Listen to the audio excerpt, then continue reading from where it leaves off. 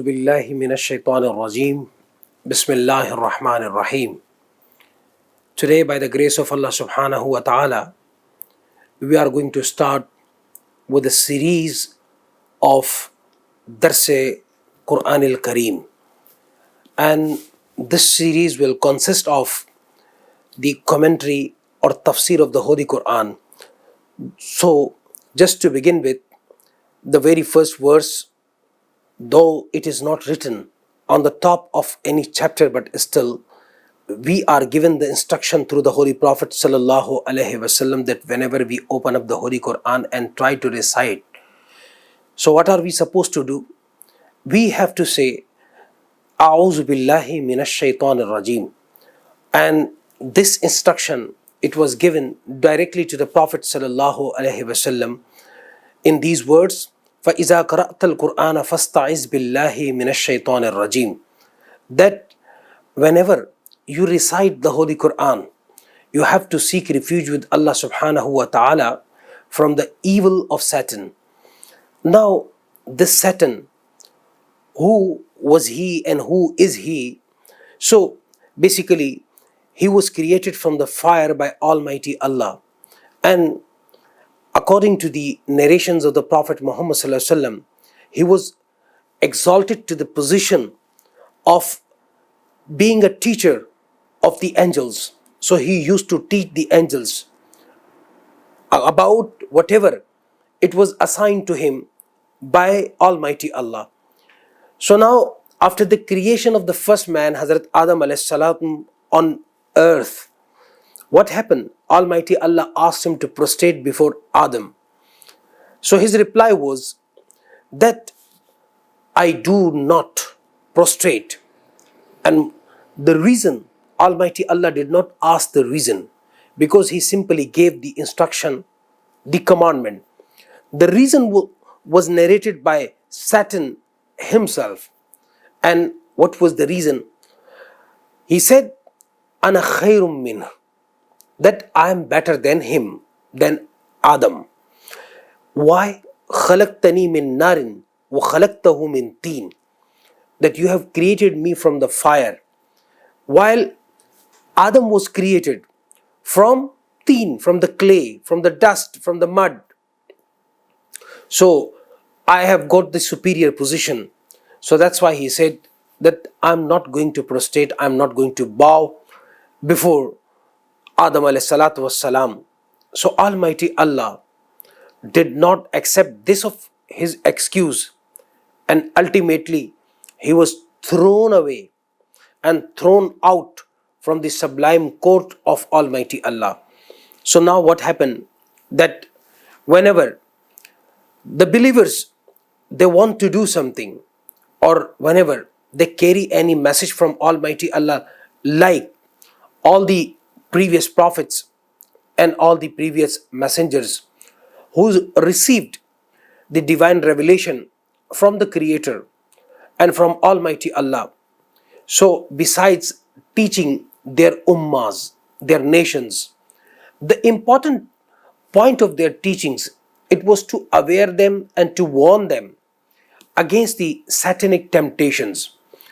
And what the satanic temptations, it meant, so it was, and the meaning of that satanic temptation or the evil thoughts, it was, there are people, let's say majority of the people, they wanted to come to the right path, but now the obstacle and the hindrances which they themselves could not see with their eyes, but still they felt that they want to come to the right and straight path that could lead them to the ultimate destination, to the ultimate happiness, or to the ultimate happiness of Almighty Allah. But what happened? They felt that, okay, there is something wrong with them. They want to move on the right path. But that was not that easy. So now these obstacles, it was through these evil thoughts that all people, and let's say every person, can feel in his or her mind. So that's why Almighty Allah says that whenever you start reciting the Holy Quran, what you do, you seek refuge with Almighty Allah. And likewise, through this commandment, or let's say through this divine commandment, Almighty Allah teaches us that not only in the matter of the recitation of the Holy Quran, but in all other good works, in all other good deeds, and the pious and the virtuous acts, all the believers are required to seek refuge with Almighty Allah from Satan. And the reason is what? The reason is that he can see us, but we cannot see him. And it makes a lot of difference, because I am here, you can see me. So you can take the target and you can hit me. But in case if a person you want to hit is unseen from your eyes, now what will you do? Definitely you will go only for a speculation. You will just guess where the person is, and definitely you will not find him, because the person has become unseen, or the person himself is unseen. So the same is the case with the Satan.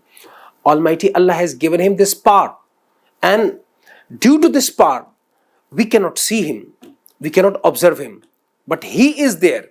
Suppose I am sitting here, you people are sitting in your rooms, so we cannot see him, but definitely he will be able to see us, that what are we doing. So that's why Almighty Allah says, say, I seek refuge with Allah from Satan, so that if we are not able to protect ourselves, then Almighty Allah himself should give us his protection. And if we are provided with the protection by the Creator, definitely that will be the strongest protection. And then nobody can come into that protection to disturb us and disturb our life. And likewise, we are given this commandment to say or recite A'udhu Billahi Minash Shaitanir Rajim in the same way as at another place in the Holy Quran. Believers are given this instruction and commandment that whenever they stand up for the prayer, they are required to make ablution. And to ablute, that is okay, to wash one's physical body and parts of the body which are required to be kept pure and clean from the outer filth. So the Holy Quran says, فَإِذَا قُمْتُمْ إِلَى الصَّلَاةِ فَاغْسِلُوا وُجُوهَكُمْ وَأَيْدِيَكُمْ إِلَى الْمَرَافِقِ وَامْسَحُوا بِرُؤُوسِكُمْ وَأَرْجُلَكُمْ إِلَى الْكَعْبَيْنِ. These are the 4 obligatory parts of the body and 4 obligatory acts to be carried out. Why? That is okay, to keep the body clean, because now you are going into the court of Almighty Allah to offer your prayer. Likewise, if we are beginning the recitation of the Holy Quran, so what are we supposed to do?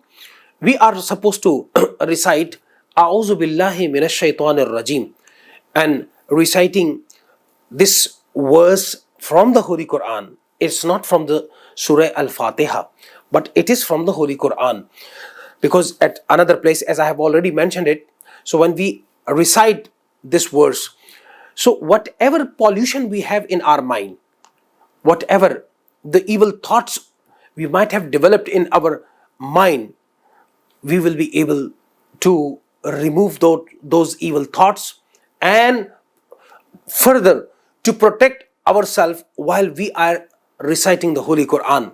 We will be, inshallah, by the grace of Almighty Allah, no more in the state of impurity, because now we have said and we have sought the refuge with Almighty Allah from satanic temptation. Likewise, if we are given this instruction to say A'udhu Billahi Minash Shaitanir Rajim in the beginning of such a spiritual and divine scripture, so what about our common day-to-day life?